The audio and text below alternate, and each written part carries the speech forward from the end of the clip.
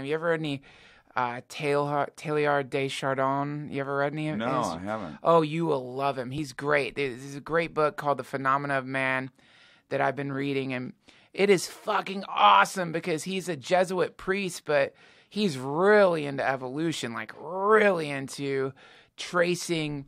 He talks a lot about the moment that geologic life or inorganic matter became organic matter, because that did happen on this planet, and it's a mystery as to why it happened. It could have been a meteor impact. We don't know. It could have just been the swirling around of just the right stuff that ended up creating this like insane miracle. We don't know what it is. It definitely happened, inarguably, right? It had to have happened. The Earth wasn't always flourishing with life at one point, but he talks a lot about how the Earth in its pre-organic life state had all these potentials inside of it, right? Inside the Earth was in the same way that inside of our DNA is the potential to make astronauts, islanders, spaceships, time machines, microwaves. Well, I don't know about time machines, but everything else. It's not outside of the laws of physics as far as we know. Theoretically, it could happen. But in the same way the Earth had inside of it a fucking moon. The Earth had the moon in it at one point before whatever impact caused the moon to explode out of it. You know, it had all this potentiality inside of it. It had the potential for DNA. It was inside that whatever the fuck the earliest version of Earth was. And then this thing happened, which we don't know. And it's kind of infuriating because we might never fucking know. We have theories, amino acids, or what do you call it? You know, like we have theories, and that's all we can ever have unless we do come up with a time machine and get to go back and witness that first fucking moment. That first moment. Oh, don't you love thinking about that first moment? The moment where the rock and the water became life. Right. Whoa, shit, that happened. There's all these like, it's very like kind of fractal-ish kind of moment. You know, it's like trying to figure out the point of when does water boil. Okay, so you find this set temperature, and they say, okay, well, now let's try to find it, get it a little more accurate. Okay, so it's X temperature 0.5. All right, let's add another decimal point and another decimal point. Let's get it more and more accurate. And then you can actually never find out exactly the point that water boils. It's just, it keeps on going infinitely. And there's that same sort of essence in that first little bit of life on the planet. You could never figure it out. It's one of the great mysteries. And to get back to what we were talking to originally, when you go to the genesis of thought, you find yourself in a similar predicament, which is this planet, which managed to spit out super advanced monkey descendants, continues its strange function of creating something out of nothing, or the recalibration or the mixing of certain molecules to produce that which didn't exist before. We do that constantly all the time because our fucking brains are constantly bubbling with thoughts that come from, as far as we can tell, nowhere. Like, where'd it come from? Like the joke that you tell, or the time you say just the right thing, or just whatever you're about to say right now. You can't figure it out, man. It's just like coming out of some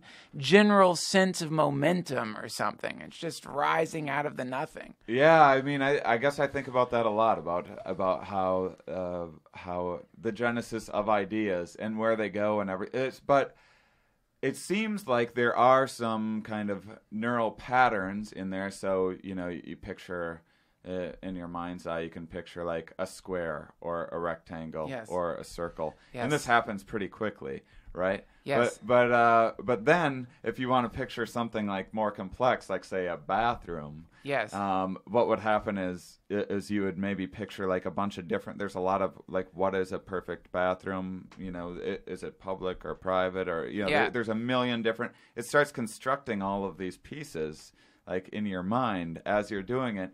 And each of these little pieces is arising out of somewhere and then kind of being constructed in sort of your conscious awareness in like kind of this point in between consciousness and non-consciousness. And you can form this idea in your head, and then you can go and think about an orange or something like that.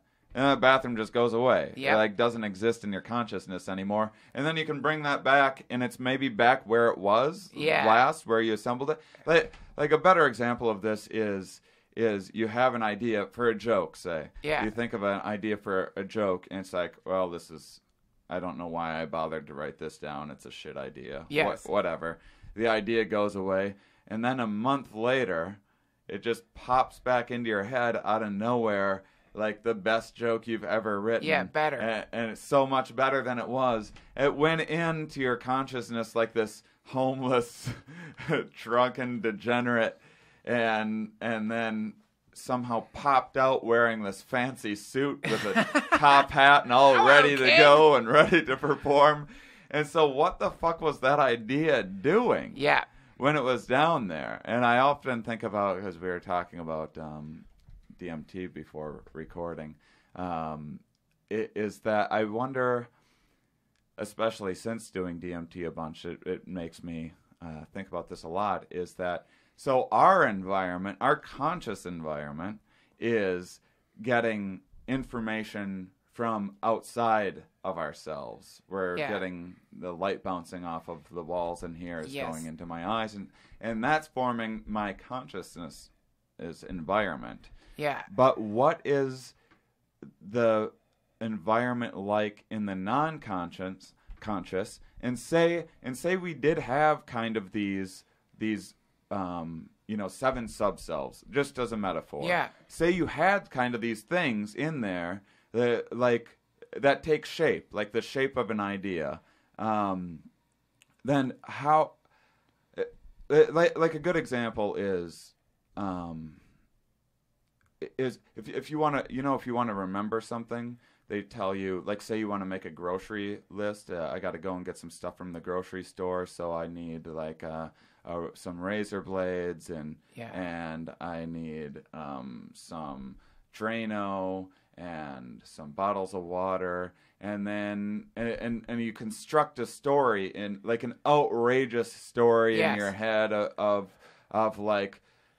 You jump into a bunch of water and all of a sudden you're swimming through razor blades and you need to get yourself unstuck quick, so you need this liquid, and so if you construct this outrageous story, somehow your brain remembers it a lot better.